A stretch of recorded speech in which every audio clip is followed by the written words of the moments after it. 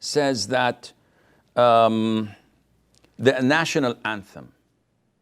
National anthem, generally speaking, has music.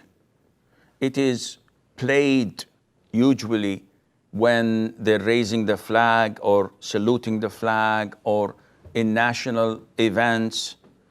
And the national anthem, without any doubt, has no relation to Islam. Meaning that, did the Prophet have a national anthem, ﷺ, or the companions? The answer is definitely not. Now, having music in it is haram without a doubt as well. The ayahs of the Quran and the authentic hadiths in the Sunnah and the consensus of the four schools of thought. So all schools of thought, their consensus is that it's haram. The school of Abu Hanifa, Malik, Shafi'i, and Ahmad ibn Hanbal, which means it's haram. Full stop. We don't have to elaborate anything more. But they do this there and they do this here. We're Muslims. We follow Quran and Sunnah. End of story. Now, if Brother Ahmed is claiming that there is a national anthem that has no shirk, that has no music, that is filled with tawheed and praising the country we live in, I see no problem, none whatsoever in doing it.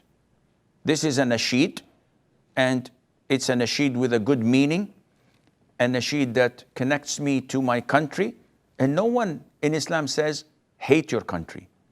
Especially if your country is calling for tawheed and calling for Islam, definitely you have to and you must love your country. And this is not nationalism.